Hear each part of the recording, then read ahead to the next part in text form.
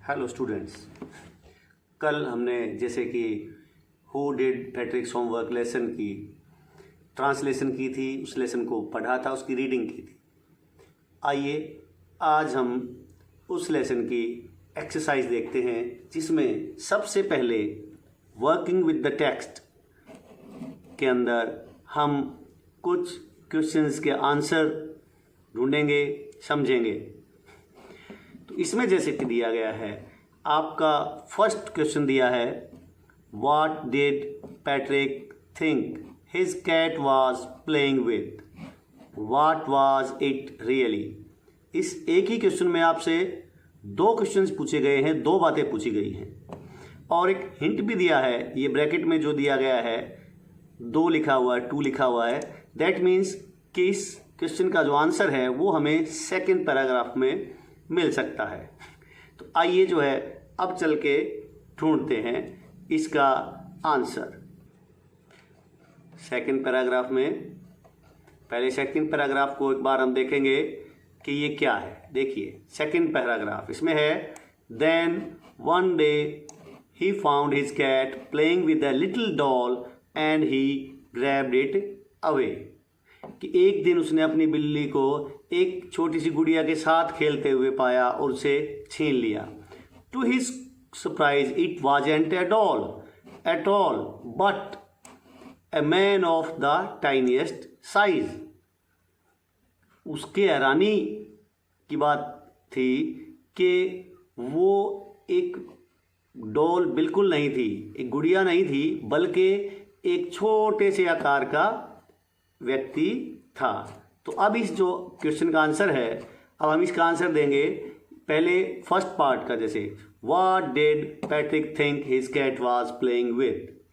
तो इसी क्वेश्चन के अंदर से ही शुरू करते हैं आंसर को कि पैट्रिक थॉट, थिंक का थॉट हो जाएगा सेकंड फॉर्म, क्योंकि डिड हट जाएगा। Patrick thought that his cat was playing with a doll. कि पैट्रिक ने सोचा कि उसकी बिल्ली एक डॉल के साथ, एक गुड़िया के साथ खेल रही थी। ऐसे ही जब इसका जो सेकंड पार्ट है उसका आंसर भी उसी पैराग्राफ में देखा हमने कि व्हाट वाज इट रियली, कि वास्तव में ये क्या था। तो इसी का आंसर बनाते हैं अब, it was really a man of tiniest size. ये देखिए, it was a man of tiniest size. तो ये आंसर हो गया फर्स्ट क्वेश्चन का कंप्लीट। अब चलते हैं सेकंड क्वेश्चन पे। Why did the little man grant Patrick a wish. कि उस छोटे से व्यक्ति ने पैट्रिक को वरदान क्यों दिया। इसका आंसर भी हमें सेकंड पैराग्राफ में ही मिलेगा। देखिए, वो कहता है छोटा व्यक्ति उससे कि मैं तुम्हें एक विश दूंगा। ये रहा, क्या कहता है ये, he yelled save me, don't give me back to that cat, I will grant you a wish. He yelled save me, don't give me back to that cat, I will grant you a wish, I promise you that. कि वो गिड़गिड़ाया, मुझे बचाओ, मुझे वापस उस बिल्ली को मत दो, मैं तुम्हें एक विश दूंगा, एक प्रॉमिस करूंगा, एक वादा कर दूंगा। तो यहीं से सेकंड क्वेश्चन का जो आंसर है वो आ जाता है। क्या कि the little man granted a wish to Patrick because he wanted to get free from that cat. यानी कि इसका मीनिंग हुआ कि छोटे आदमी ने पैट्रिक को वरदान दिया क्योंकि वो बिल्ली से आजाद होना चाहता था। तो the little man granted Patrick a wish because he wanted to get free from the cat. अब उससे आगे चलते हैं, what was Patrick's wish. Third question है, व्हाट वाज पैट्रिक्स विश। कि पैट्रिक की क्या विश थी, क्या इच्छा थी। ये थर्ड पैराग्राफ में इसका आंसर आपको मिलेगा व्हाट वाज पैट्रिक्स विश का, ये देखिए ये क्या कहता है, कहता है ना here was the answer to all of his problems, कि ये उसके सारी समस्याओं का आंसर था, तो इसीलिए उसने कहा है, कहता है ना so he said only if you do all my homework till the end of the semester, that's 35 days. यानी कि what was Patrick's wish? Patrick's wish was that the little man would do all his homework till the end of the semester, that's 35 days. यानी कि Patrick की wish थी कि वह छोटा व्यक्ति पूरा सेमेस्टर तक, जो कि 35 दिन का था, उसका सारा होमवर्क करे। तो क्या आंसर हुआ? What was Patrick's wish?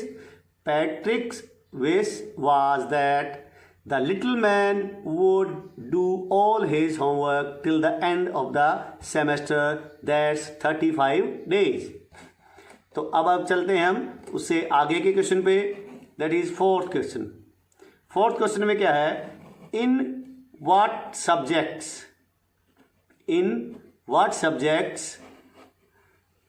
did the little man need help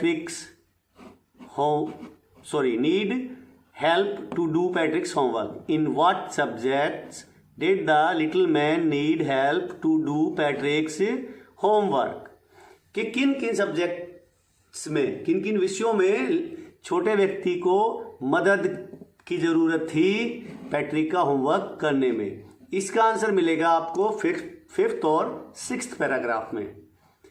अब ये देखिए किस किस विषय में उसको मदद की जरूरत थी। तो सबसे पहले तो वो चिल्लाता है शुरुआत में ही, क्या कहता है, elf didn't always know what to do and he needed help, है ना।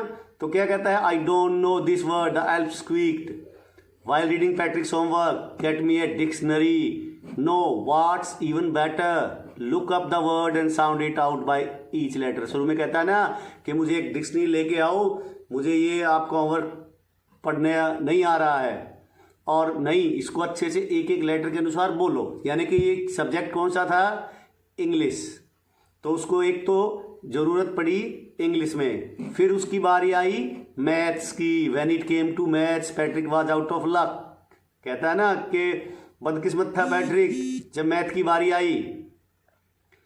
तो सेकंड बात ज़रूरत पड़ी मैथ्स में। और फिर थर्ड बात आती है, सिक्स्थ पैरे में ही बताया गया है, ये रहा, elves know nothing of human history, के ह्यूमन के जो है मानव इतिहास के बारे में बोनो को कुछ नहीं पता था, बोने कुछ नहीं जानते थे। तो उसको जो है किस किस सब्जेक्ट में मदद की जरूरत पड़ी, इंग्लिश। तो क्या कहेंगे, the little man needed help to do Patrick's homework in English, maths and human history, के छोटे व्यक्ति को जरूरत पड़ी पैट्रिक का होमवर्क करने में इंग्लिश, मैथ और मानव इतिहास में, ह्यूमन हिस्ट्री में। तो क्या आंसर आ जाएगा इसका, the little man needed help to do Patrick's homework in English, maths and human history. अब नेक्स्ट क्वेश्चन पे चलते हैं, how did Patrick help himself, कि पैट्रिक ने उसकी मदद कैसे की। सेवंथ पैराग्राफ में देखते हैं, Patrick was working harder than ever and was it a drag, he was staying up nights, had never felt so weary, was going to school with his eyes puffed and blurry। वो कहता है ना कि Patrick जो है पहले की बजाय कहीं ज़्यादा मेहनत कर रहा था और वो रातों को जाग भी रहा था, इसीलिए इतना वो उनींदा सा भी महसूस कभी नहीं किया उसने। स्कूल में भी वो सूजी हुई आंखों के साथ और लाल आंखों के साथ जा रहा था। तो यानी कि उसने मदद कैसे की, इसमें से हम जो बात छांटते हैं, तो Patrick was working harder than ever, कि पैट्रिक जो है पहले से कहीं अधिक मेहनत कर रहा था। दूसरा, he was staying up night, वो रातों को जाग रहा था। तो हम कहेंगे इसमें कि how did Patrick help him, कि पैट्रिक हेल्प्ड हिम, पैट्रिक ने उसकी मदद की। Patrick helped him by by working harder than ever and staying up nights. क्या कहेंगे? The Patrick helped him by working harder than ever and staying up nights.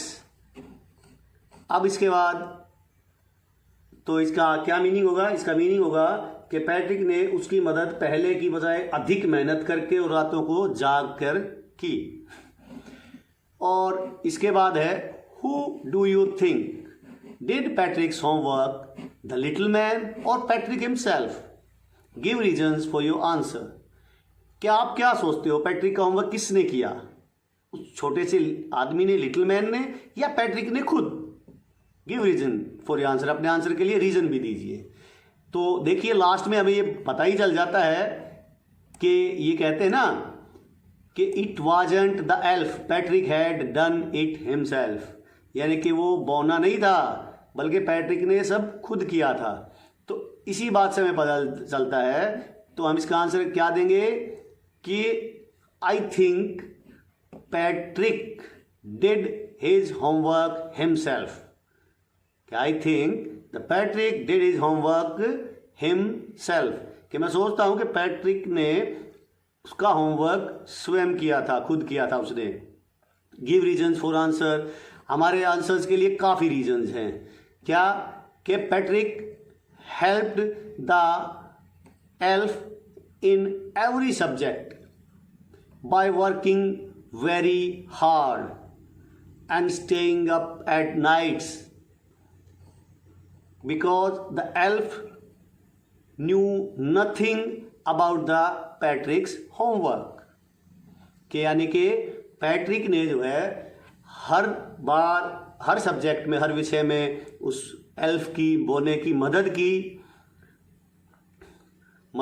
की बहुत ज़्यादा मेहनत करके, रातों को जाग जाग के। क्यों?